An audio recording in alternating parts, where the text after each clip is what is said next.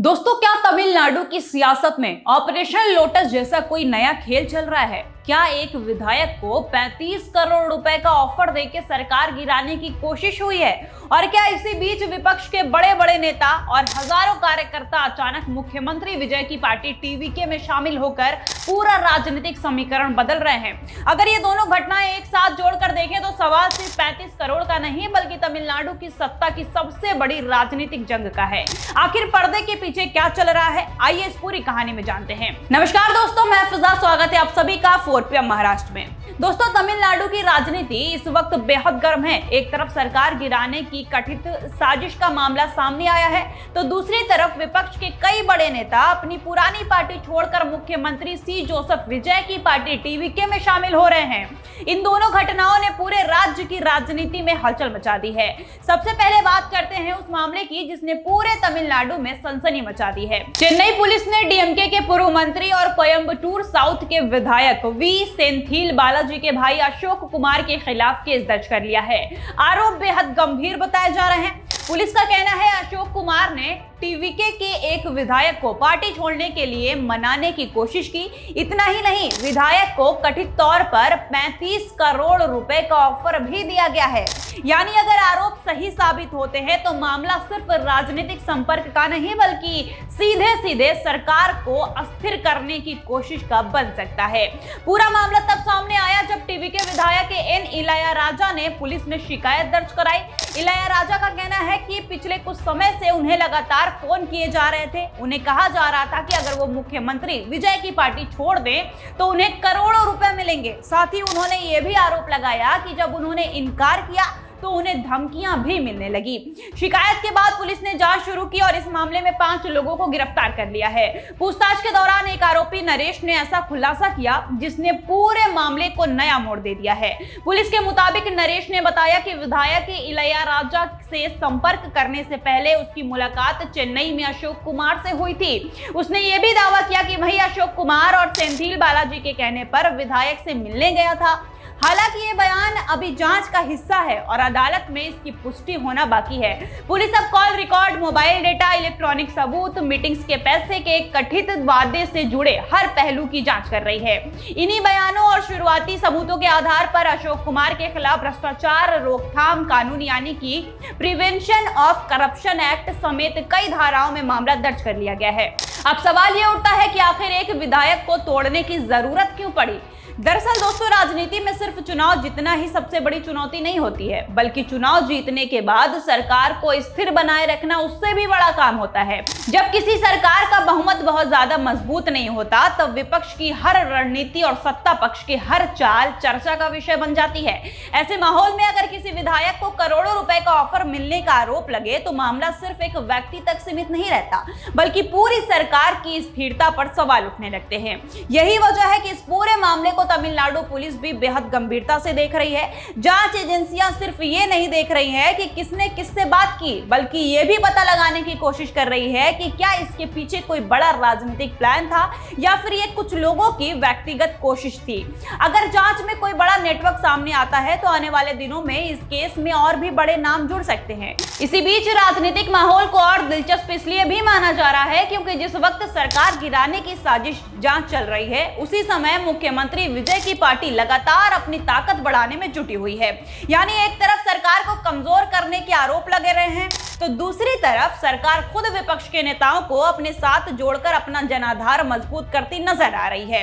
यही वजह है कि तमिलनाडु की राजनीति में इस समय हर दिन नए समीकरण बन रहे हैं और पुराने समीकरण टूटते दिखाई दे रहे हैं। राजनीतिक जानकारों का मानना है कि आने वाले विधानसभा चुनाव से पहले दल बदल की राजनीति और भी तेज हो सकती है। कई नेता अपने भविष्य को देखते हुए नई पार्टियों का रुख कर सकते हैं, जबकि बड़ी पार्टियां भी अपने संगठन को मजबूत करने में कोई कसर नहीं छोड़ना चाहेगी। ऐसे में हर छोटी बड़ी राजनीतिक हलचल का असर सीधे चुनावी माहौल पर पड़ सकता है।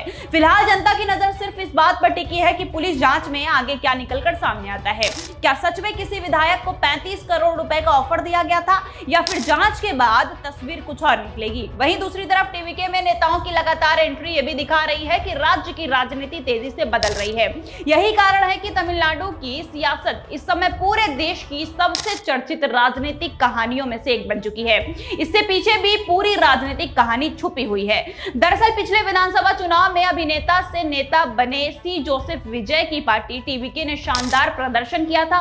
टीवीके सबसे बड़ी पार्टी बनकर उभरी और बाद में कांग्रेस समेत कई दलों के समर्थन के साथ सरकार बना ली। लेकिन सरकार बनने के बाद से तमिलनाडु की राजनीति लगातार बदलती नजर आ रही है। एक तरफ विपक्ष लगातार दावा करता रहा है कि सरकार का बहुमत ज्यादा मजबूत नहीं है, तो दूसरी तरफ सत्ताधारी पार्टी लगातार अपने कुनबे को बढ़ाने में लगी हुई है।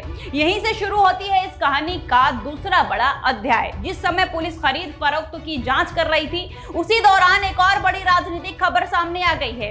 एआईएडीएमके के दो पूर्व मंत्री डॉक्टर सी विजय भास्कर और एमआर विजय भास्कर अपने करीब 15,000 समर्थकों और पार्टी पदाधिकारियों के साथ टीवीके में शामिल होने जा रहे हैं। बताया जा रहा है कि टीवीके के गठन के बाद अब तक का सबसे बड़ा राजनीतिक शामिल होने का कार्यक्रम है। चेन्नई के पास एक बड़े होटल में इस कार्यक्रम का आयोजन किया गया, जहां टीवीके के वरिष्ठ नेताओं ने इन सभी नेताओं का स्वागत किया है।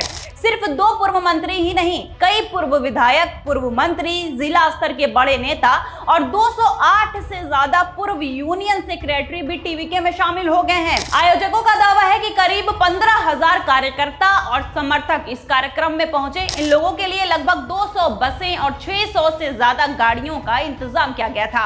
यानी ये सिर्फ एक सामान्य पार्टी ज्वाइनिंग नहीं थी, बल्कि ताकत दिखाने वाला एक बड़ा राजनीतिक शो भी था। अब सवाल यह है कि आखिर इतने बड़े नेता डीएमके छोड़कर टीवीके में क्यों जा रहे हैं? इसका जवाब खुद दोनों पूर्व मंत्रियों ने ही दे दिया है। उन्होंने कहा कि वो हमेशा डीएमके के वफादार रहे। पार्टी के सबसे कठिन समय में भी उन्होंने साथ नहीं छोड़ा, लेकिन विधानसभा चुनाव से पहले उन्होंने पार्टी नेतृत्व में कहा था कि टीवीके के साथ गठबंधन करना चाहिए। उनका दावा है कि उनकी बात नहीं मानी गई। इसके बाद उन्होंने आरोप लगाया कि पार्टी नेतृत्व ने अलग रास्ता चुना, जिससे वो सहमत नहीं थे। इसी वजह से उन्होंने पार्टी छोड़ने का फैसला ले लिया। उन्होंने ये भी कहा कि जिस सोच के साथ एमजीआर ने डीएमके बनाई थी, मौजूदा नेतृत्व उससे दूर चला गया है। अब अगर इन दोनों घटनाओं को एक साथ देखें तो तस्वीर और भी दिलचस्प हो जाती है। एक तरफ आरोप लग रहे हैं कि टीवीके के विधायकों को करोड़ों रुपए देकर तोड़ने की कोशिश हुई है, तो दूसरी तरफ विपक्ष के कई बड़े नेता खुद टीवीके में शामिल हो गए हैं। यानी एक तरफ कथित तौर पर सरकार को कमजोर करने की कोशिश के आरोप हैं, तो दूसरी तरफ सरकार अपने राजनीतिक कुनबे को लगातार मजबूत करती हुई नजर आ रही है। हालांकि यहाँ भी याद रखना जरूरी है कि पुलिस की जांच अभी जारी है और अभी तक अदालत ने किसी भी आरोपों को दोषी नहीं ठहराया है। अशोक कुमार या सेंथिल बालाजी की ओर से इन आरोपों पर क्या अधिकारिक जवाब आता है, इस पर भी सबकी नजर बनी हुई है। अगर जांच में आरोप सही साबित होते हैं तो तमिलनाडु की राजनीति में इसका असर काफी बड़ा हो सकता है, और अगर आरोप साबित नहीं होते हैं तो मामला पूरी तरह अलग दिशा भी ले सकता है। फिलहाल इतना जरूर साफ है कि आने वाले दिनों में तमिलनाडु की राजनीति और भी ज्यादा दिलचस्प होने वाली है, क्योंकि एक तरफ सत्ता बनाने की चुनौती है तो दूसरी तरफ अपनी ताकत बढ़ाने की कोशिश है। विधायकों की वफादारी, पार्टियों की रणनीति, गठबंधन की राजनीति और चुनाव से पहले बदलते राजनीतिक समीकरण, ये सभी चीजें अब तमिलनाडु की राजनीति को नई दिशा देने वाली है। फिलहाल अब देखना होगा कि पुलिस जांच में आगे क्या निकलकर सामने आता है। क्या 35 करोड़ के ऑफर वाले आरोप साबित होंगे या इस मामले में और बड़े नाम सामने आएंगे, और क्या विपक्ष के नेताओं का लगातार टीवीके में जाना आने वाले चुनाव से पहले तमिलनाडु की राजनीति का पूरा गणित बदल देगा? इन सभी सवालों के जवाब आने वाले दिनों में मिलेंगे ही। तो दोस्तों, आपको क्या लगता है कि क्या ये खबर पूरी तरह से तमिलनाडु की राजनीति बदल देगी? इस पूरे मामले पर आपकी क्या राय है, हम जरूर जानना चाहेंगे। हमें कमेंट करके जरूर बताइएगा। और अभी तक अगर आपने हमारे 4PM महाराष्ट्र चैनल को सब्सक्राइब ना किया हो तो प्लीज कर लीजिए और जुड़े रहिए हमारे चैनल के साथ। तब तक के लिए धन्यवाद।